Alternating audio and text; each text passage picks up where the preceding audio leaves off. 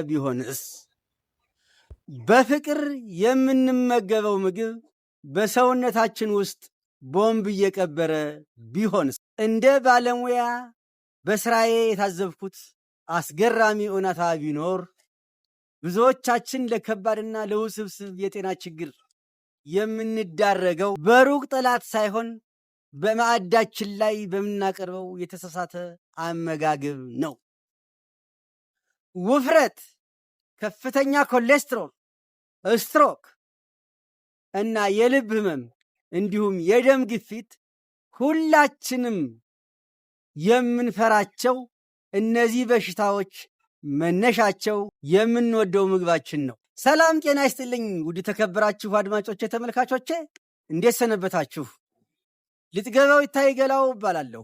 ዛሬ በዋኖስ ላቦራቶሪ ሜዲሲን ዩቲዩብ ቻናላችን ጤነኛ መስለው በምግባችን ውስጥ የተደበቁ እና የደም ቧንቧችንን የሚዘጉ 6 ዋና ዋና የኮሌስትሮል ጠንቆችን እንመማራለን።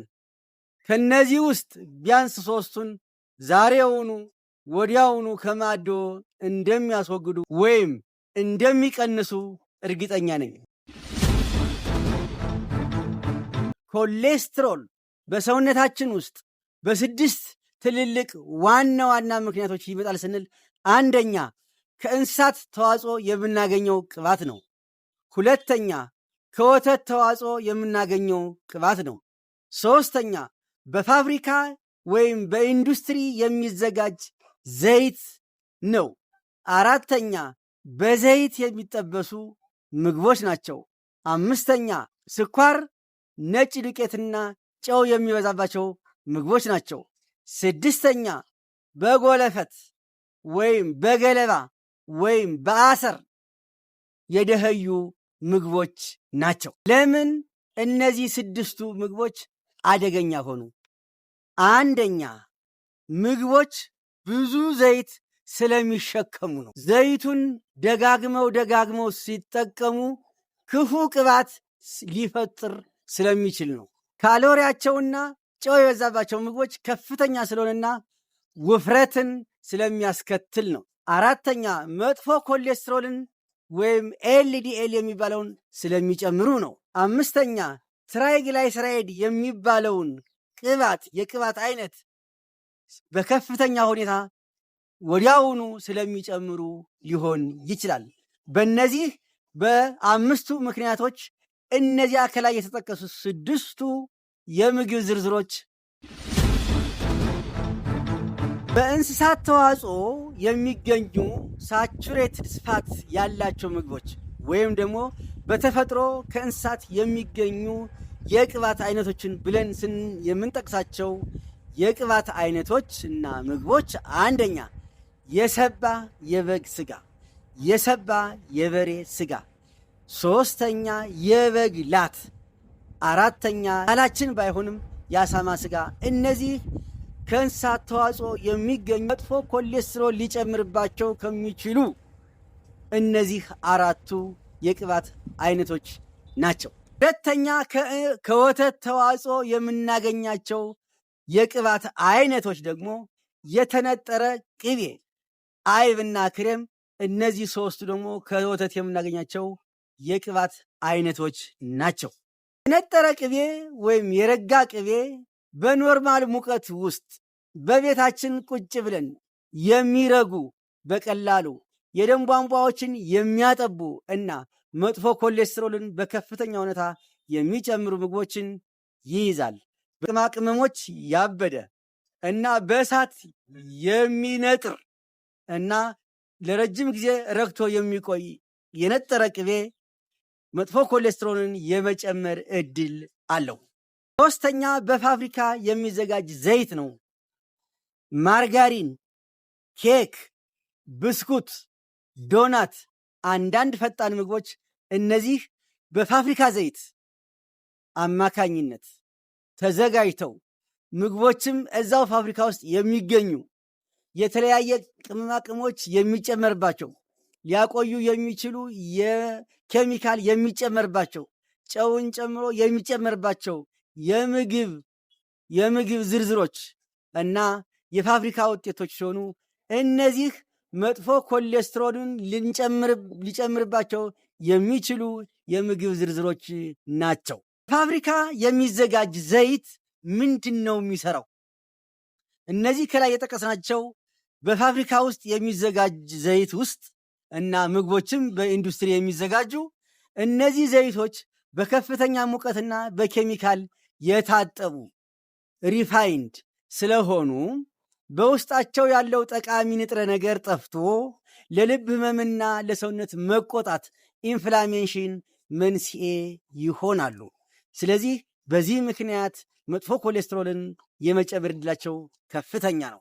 እነዚህ በአጠቃላይ አስከፊ የስብ አይነት የሚገኝባቸው ናቸው።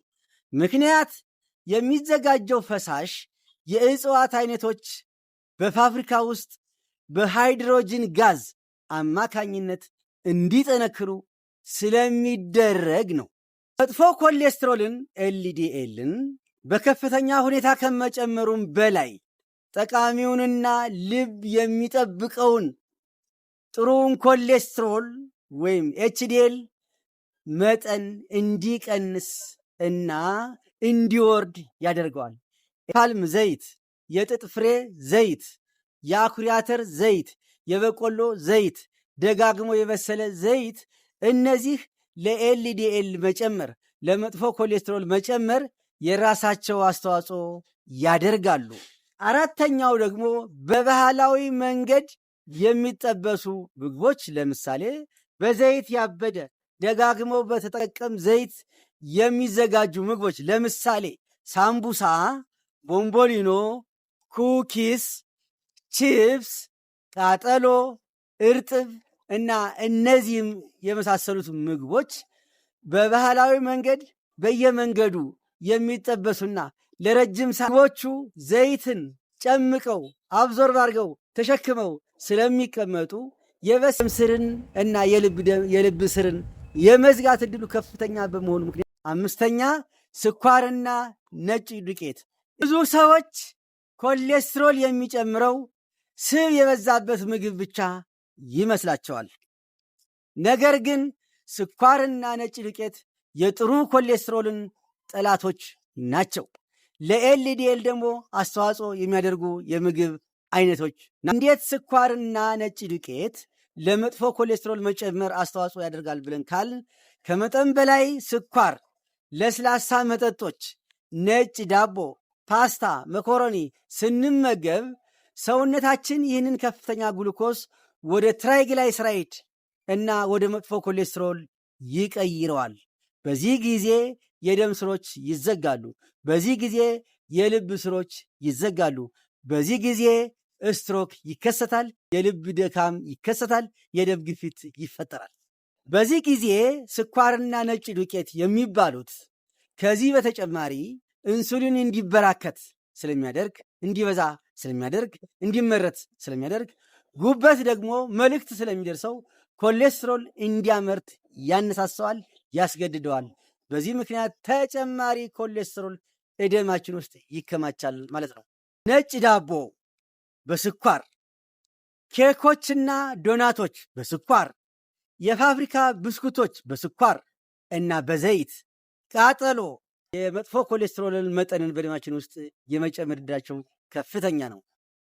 መጠጦችን ደግሞ ስናይ ለስላሳ መጠጦች፣ የኢነርጂ መጠጦች እንደ ሄሪካ፣ በስኳር የተጨመቁ ጁሶች፣ የታሸጉ ጁሶች፣ ነጭ ሩዝ፣ የታሸጉ የድንች ጥብሶች፣ ድንች ቺፕስ፣ የታሸጉ የበርገር ስጋዎች ቅድም የጠቀስኩት፣ በነጭ ዱቄት የተጠበሰ ዶሮ ወይም ደግሞ እስከ ቆዳው ድረስ የተጠበሰ ዶሮ እንዳሮስቶ አይነት እነዚህ ምግቦች የመጥፎ ኮሌስትሮልን መጠን በደማችን ውስጥ ይጨምሩታል። የምንዳ፣ ኮካ፣ ቺፕስ፣ ፋንታ፣ ኬክ፣ ብስኩት፣ ከረሚላ እነዚህ በስኳር የበለጸጉ ምግቦች መጥፎ ኮሌስትሮልን የመጨመር ዕድላቸው በጣም ከፍተኛ ነው። በቃጫ ወይም በፋይበር ወይም በገለባ ወይም በጎለፈት የደኸዩ ምግቦች ደግሞ የምግባችን ውስጥ የሚሟሟ ገለባ፣ አሰር፣ ጎለፈት ሲኖር በአንጀታችን ውስጥ ያለውን ኮሌስትሮል ሰብስቦ ወደ ውጭ በሰገራ አማካኝነት ስለሚያስወጣው የተጣራ ምግብ ወደ ሰውነታችን ይመጠጣል እንጂ ኮሌስትሮል አይመጠጥም። ምክንያቱም ጎለፈቶቹ፣ አሰሮቹ፣ ፋይበሮቹ እነዚህን ኮሌስትሮል ወደ ውጭ የማስወጣት ኃይል ስላላቸው ማለት ነው። ነገር ግን በፋይበር የሌላቸውና የተጣሩና የተቀነባበሩ በፋብሪካ ምግቦችን ብቻ የምናዘወትር ከሆነ ሰውነታችን ኮሌስትሮልን ከአንጀት ወደ ደም ውስጥ የመምጠጥ ዕድሉ ይጨምራል። በዚህ ጊዜ የመጥፎ ኮሌስትሮል የመጨመር ዕድልንም በዛው ልክ ይጨምራል። ፋይበር የሌላቸው ምግቦች ነጭ ዳቦ፣ ነጭ ሩዝ፣ ፓስታ፣ ኬክ፣ ብስኩት፣ ቺፕስ፣ ጣፋጭ ኬኮች፣ የተጣራ ዱቄት ምግቦች፣ ፈጣን ምግቦች እነዚህ ፋይበራቸው አሁንም ዝቅተኛ የሆኑ ምግቦች ናቸው። ፍሬ ነጥቦችን እንመልከት። በቀጥታ ኮሌስትሮልን በጣም የሚጨምሩት ትራንስፋትስ ወይም በፋብሪካ የሚዘጋጁ ምግቦች ትራንስፋትስ ወይም ቅባትና በተፈጥሮ የምናገኛቸው እንደ ቅቤ እና ሌሎች አይነት ምግቦችን ነው ሳቹሬትድ ፋት የምንላቸው ምግቦች ናቸው።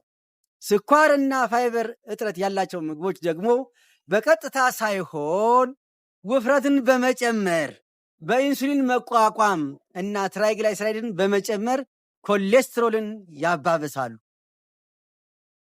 ከፍተኛ ኮሌስትሮልን ለመከላከል እነዚህን ምግቦች በመጠን መጠቀም፣ አትክልትና ፍራፍሬን መመገብ፣ መደበኛ የአካል እንቅስቃሴን ማድረግና የኮሌስትሮል ምርመራ በየጊዜውና በየሰዓቱ ማድረግ ያስፈልጋል። ተመልካቾቼ የዛሬውን የትምህርታችን ርዕስ በዚህ አጠናቅቄያለሁ። ቪዲዮዬን እንደወደዳችሁት በአገልግሎቴም እንደተደሰታችሁና እንደረካችሁ በእርግጠኝነት መናገር እችላለሁ። ስለሆነም ይህንን ቪዲዮ ላይክ አድርጉ፣ ሰብስክራይብ አድርጉ፣ ሼር አድርጉ። ሌሎች አስተያየትና ሐሳብ ካላችሁ ደግሞ ጻፉልኝ። የዛሬውን ቪዲዮ እዚህ ላይ ጨርሻለሁ። በሚቀጥለው ሳምንት እስከምንገናኝ ድረስ ጤና ይስጥልኝ። ሰላም።